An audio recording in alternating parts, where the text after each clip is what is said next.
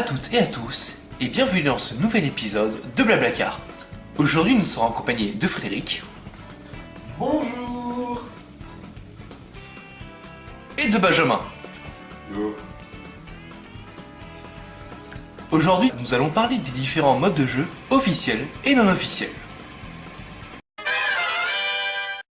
Action. Action! Alors tout d'abord, nous allons parler des duels officiels, c'est-à-dire ceux reconnus par Konami et qui peuvent servir pour faire des tournois. Donc nous connaissons tous le duel classique qui se joue à 1 contre 1. Chaque joueur a 5 cartes en main de départ. Le premier joueur est déterminé par un lancer de dés ou un pierre-papier-ciseaux. Il peut ensuite définir s'il prend la main ou s'il la laisse à l'adversaire.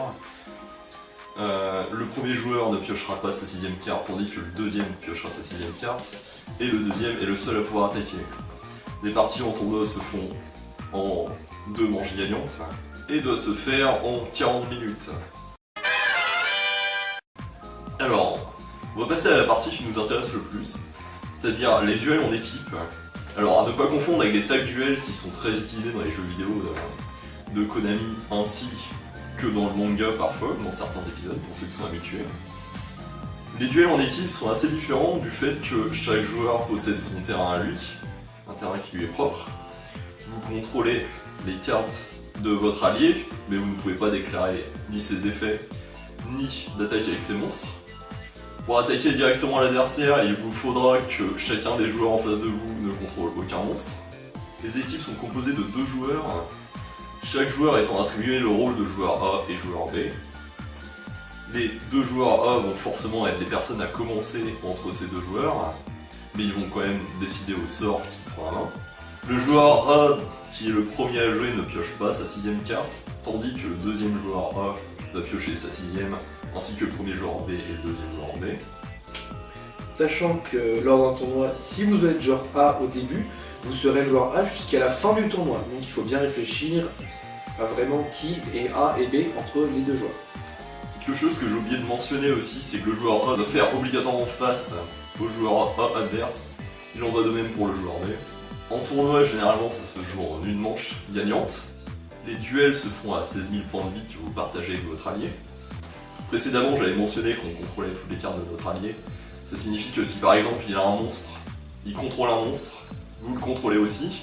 C'est-à-dire que vous ne pouvez pas invoquer par exemple spécialement Cyber Dragon depuis votre main vu que vous contrôlez un monstre. Par contre, des effets qui s'activent de type si un nouveau monstre est détruit, piochez une carte alors que c'est le monstre de votre allié et que c'est vous qui contrôlez l'effet qui permet de piocher la carte, vous la piochez vu que c'est un monstre que vous contrôlez. Ensuite, vos cimetières sont communs, vos zones bannies sont communs. Si jamais vous avez besoin d'utiliser un effet qui requiert de bannir un monstre dans votre cimetière, vous pouvez bannir dans celui de votre allié. Ou si vous voulez ressusciter un monstre dans son cimetière, vous pouvez tout à fait avec appel de rétenté, Monster Reborn, etc., etc. Vous pouvez aussi faire des excises, des synchros, des fusions et des invocations Link avec les monstres de votre allié. Aussi des sacrifices, j'ai oublié de le mentionner. Mention spéciale pour les monstres pendules. Si vous contrôlez vous-même 2 échelles pendules, votre allié ne peut pas les utiliser pour faire une invocation pendule avec les monstres de sa main. Ainsi que si vous contrôlez un terrain, étant donné que votre allié ne peut pas activer vos effets, le terrain est que pour vous. Pour ce qui est du ciblage des cartes sur le terrain en général, si c'est mentionné une carte sur le terrain ou une carte que votre adversaire contrôle, vous pouvez affecter les cartes du joueur A et les cartes du joueur B sans problème. Cependant, si ça doit affecter la main ou le deck, ce sera forcément le joueur en face de vous qui va subir les effets. Cependant, vous pouvez affecter leurs 2 cimetières, ainsi que leurs 2 zones bannies. Il n'y a aucune restriction là-dessus. Au niveau de la construction des decks, si vous jouez en tournoi, il est impératif que chaque joueur respecte la banlist. Cependant, vous devez partager les cartes limitées entre les 2 joueurs, les cartes semi-limitées aussi. C'est-à-dire, si un joueur possède une copie de Monster Island dans son deck, son allié ne peut pas. Et pour terminer, la communication entre les joueurs est autorisée du moment qu'elle est audible ou perceptible par l'équipe d'en face. Ensuite, je vais faire un point rapidement sur les tag duels. Alors on peut trouver des tournois de tag duel au Japon, mais c'est très rare ici. Déjà que les tournois en équipe sont extrêmement rares. C'est un format qui est très utilisé dans les jeux vidéo et qui est très pénible à cause des ordinateurs qui font n'importe quoi. Donc le format du tag duel, il y a de la même manière les joueurs A et les joueurs B, ça se fait à 8000 points de vie. Vous avez un terrain pour 2 joueurs, vous n'avez pas de balise particulière à respecter comme on peut la trouver dans le combat en équipe. Et la particularité du tag duel, c'est que l'ordre des tours est le suivant. Le joueur A va commencer, ensuite c'est le joueur B de l'équipe d'en face qui va enchaîner, puis ensuite c'est votre joueur B et leur joueur A qui va enchaîner. La petite particularité en plus, c'est que lorsque c'est le tour du joueur adverse juste après vous, il n'y a que votre main qui existe. Votre allié est complètement inexistant. Ce sera à vous d'activer vos end traps. Et voici pour les formats officiels créés par Konami. Nous allons ensuite enchaîner avec Frédéric pour les formats non officiels inventés pour pimenter les soirées. Et bah ça tombe bien. Nous allons faire une courte pause et avec ceci, une réclame. À toi de jouer. C'est l'heure du duel. Allez, chaud, go. Jump, can, pam. Bon, bah tu commences. Toi aussi, viens t'amuser avec tes amis sur la nouvelle édition du célèbre jeu Qui est-ce, version Yu-Gi-Oh! Est-ce que tu es un gardien celte? Oui. Oh, est-ce que tu as une Monster Reborn? Oui. Regarde tes amis comme ils ont l'air de s'amuser. Oh putain, ça a trop marché, je l'ai vu ça au pif. As-tu une carte piège dans ta sélection? Non. Je sais que tu as une autre carte magie. Ah non. Allez, n'attends plus et viens nous rejoindre dans de folles parties pleines de rebondissements. Existe aussi dans une version plus simplifiée, idéale pour les enfants. Est-ce que c'est un démon? Oui, Est-ce qu'il est niveau 1? oui, Est-ce que c'est une boule de poil? oui. Est-ce que c'est un Kuribo? Ah, mais comment t'as trouvé? C'est impossible que je perde.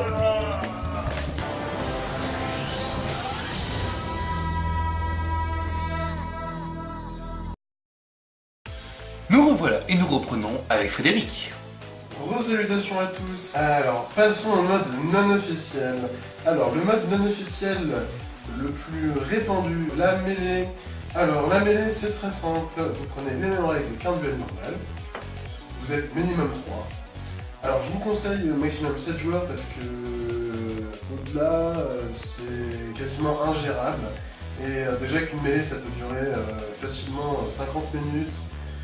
Alors, imaginez à 7 joueurs, vous rajoutez un peu de temps encore. Donc, pareil que dans un duel normal, le premier joueur est établi de façon aléatoire.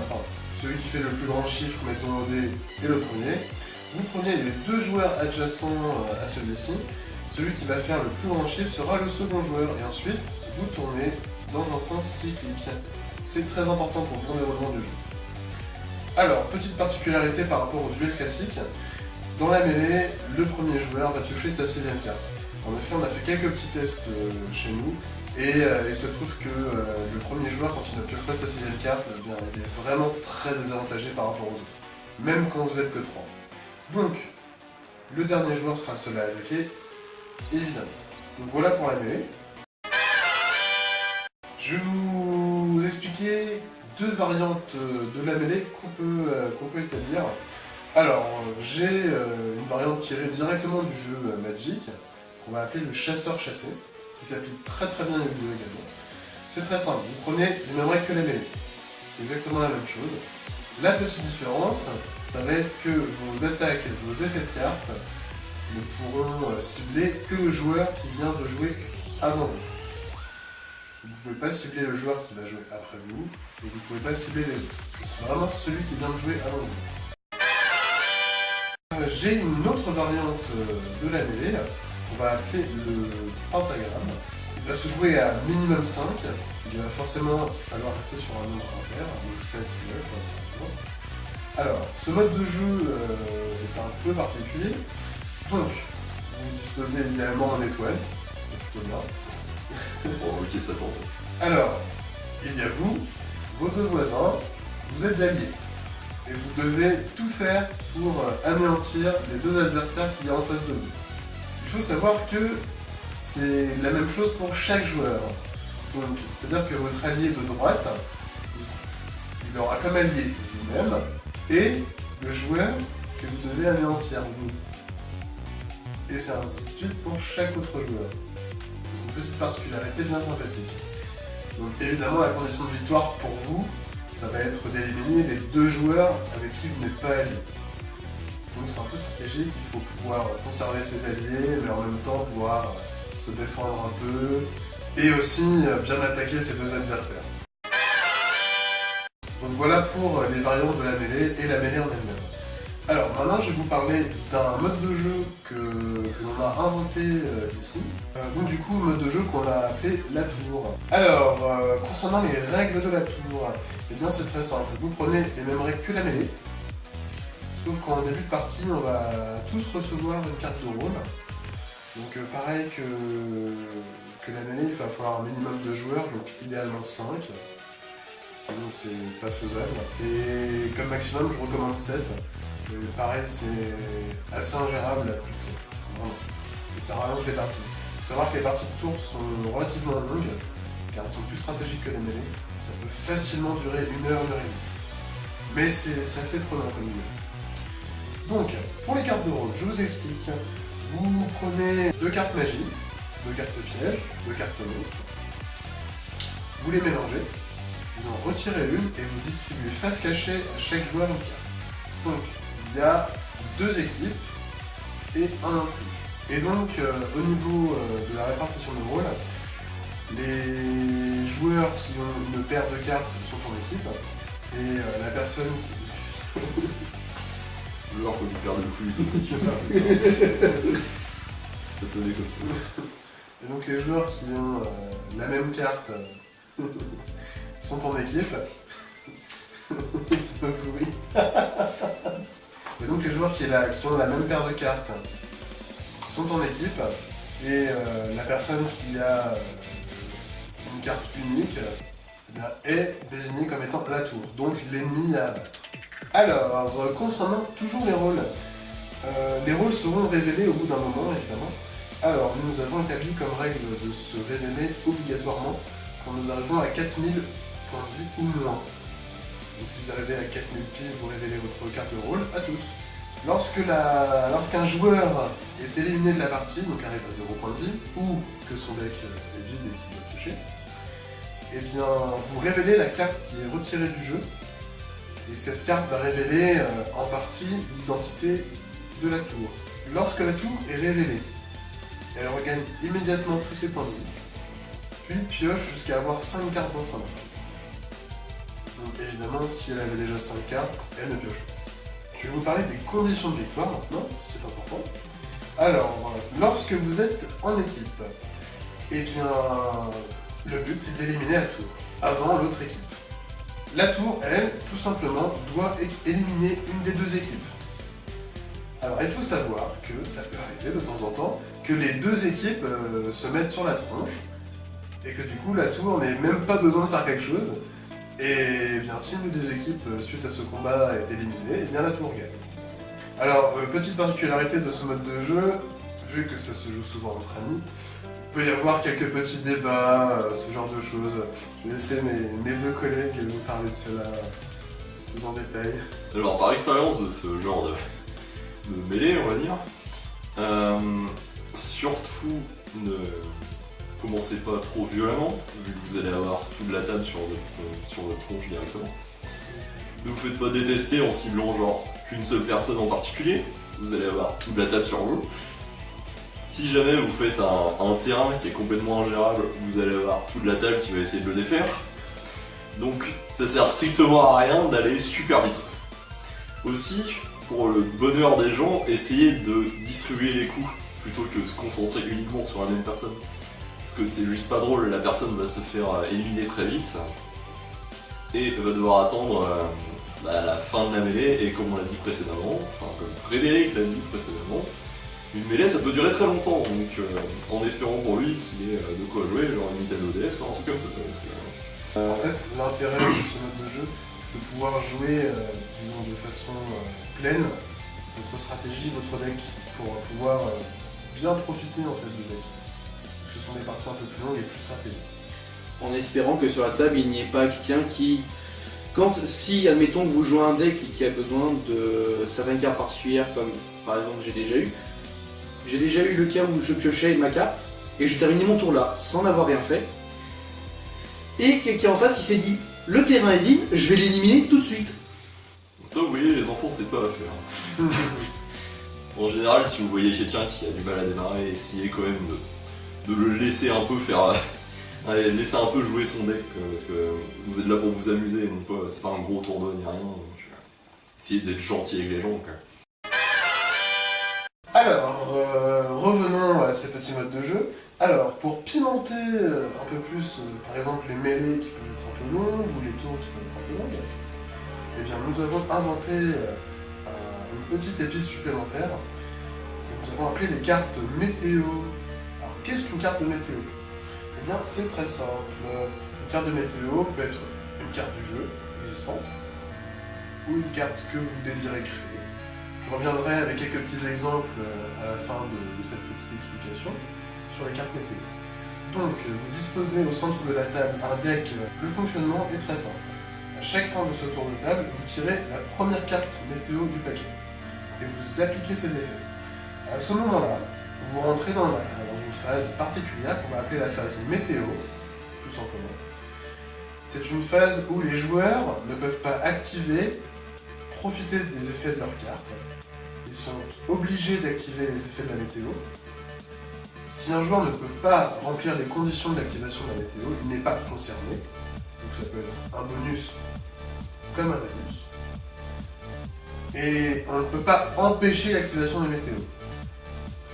À titre d'exemple, par exemple, si la carte météo est la carte trou noir, et que vous possédez un monstre qui est inaffecté tout effet de carte, indestructible par magie, il doit quand même partir avec le trou noir. Même si en temps normal, il resterait sur le terrain. Oui, les cartes météo sont vraiment primaires face au reste. Il faut savoir aussi, pour le bon déroulement d'une fin de partie, quand vous êtes en mode mêlée, qu'il ne reste que 2 joueurs, ne tirez plus les cartes météo. En fait, ça va ne faire que rallonger le temps de partie, et inutilement, tout simplement. Du coup, je vais pouvoir passer à quelques exemples de cartes météo. Donc, les cartes météo qu'on va tirer du jeu en lui-même, et des cartes météo que nous avons créées nous ici. Alors, commençons déjà par des cartes existantes du jeu. Je vous conseille pour une facilité et une simplicité de ne prendre que des cartes magie ou pièges. En effet, les cartes monstres s'adaptent assez mal. Les têtes que vous avez, excuse-moi. Les têtes qu'ils ont derrière, elles sont magiques. Donc je vais vous donner quelques petits exemples de cartes qu'on peut intégrer facilement au tas des cartes météo. Donc on va prendre l'exemple du Typhon d'Espace Mystique, carte simple, efficace.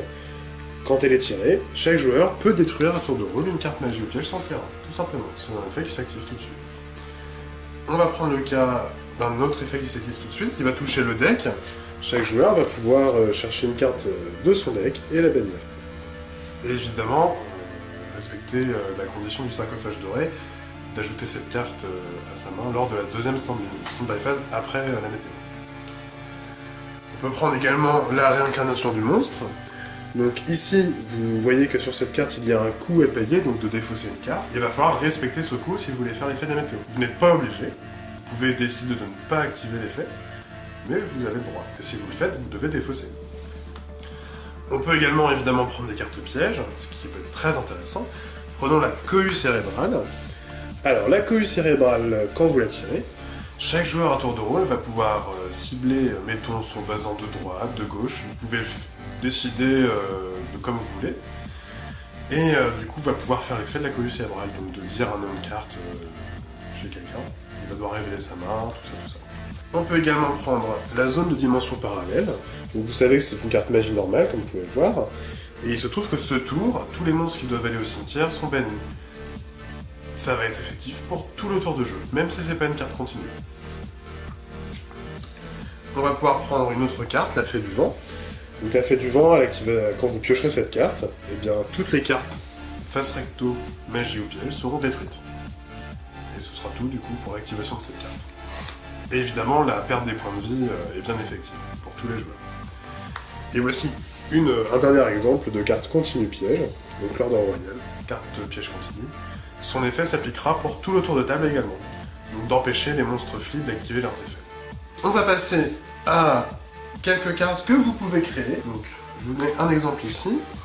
Donc, nous avons donné un titre à chacune de nos météos pour les repérer facilement, et puis pour s'amuser un petit peu aussi. Et des effets un peu originaux. Donc là, sur Sornette et Devinette, chaque joueur à tour de rôle, je tiens à préciser, va essayer de deviner le type de la carte du dessous de son deck, donc monstre, magie ou piège, et si sa réponse est correcte, il va l'ajouter à sa main ou va piocher une carte. Donc on va prendre le cas d'une météo continue que nous avons créée, donc qui s'appelle Show No Mercy, qui va faire que tous les monstres sur le terrain pendant ce tour, donc même ceux qui arriveront après la révélation de cette météo, deviendront Perse Défense. Nous allons prendre une carte qui est en rapport avec le mode tour. En effet, vous pouvez faire également des météos en rapport avec ce mode. Donc ici, contre flux, vous allez faire tourner les cartes de rôle, en fait, tout simplement, par la gauche. Et comme c'est précisé sur la carte, elles ne sont pas révélées si ce n'est pas déjà le cas. Prenons une carte qui va être continue durant un tour de table. Alors, ici nous avons Rewind. Donc, le prochain monstre qui va dans votre cimetière est réinvoqué spécialement face verso sur votre terrain et vous ignorez les conditions d'invocation. Alors, cette carte est un petit peu particulière. Comme vous le savez, les météos sont primordiales. C'est-à-dire que si vous envoyez, mettons, un Scarm Malbranche des Abysses Ardents au cimetière, vous allez, avant tout autre effet, devoir mettre l'effet de Rewind en chaîne 1. Il est prioritaire sur tous les autres effets. Et un dernier, une carte météo qui nous amuse toujours beaucoup. Nous l'avons appelé Multi-Météo. En fait, on va prendre un dé, on le lance. Si on fait 1, on relance le dé. Et mettons, si on fait 4, on va dévoiler 4 cartes météo et déclencher leurs effets tour à tour. Donc on pioche une carte, on active l'effet de la météo, on en pioche une autre, on l'active. Et cette carte est bannie après pour une question de non-abus. Merci à toutes et à tous. On se retrouve très prochainement pour un nouvel épisode de Blablacar. On va y aller. Oui, oui, allez-y. Non, mais ça va. Ah bah dis donc, présentateur c'est vraiment pas un beau rôle. Hein. Qu'est-ce que je me suis fait chier cette fois?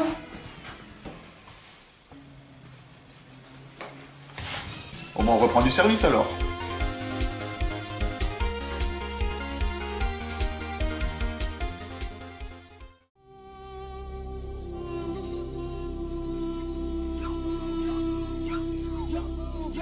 À toi de jouer.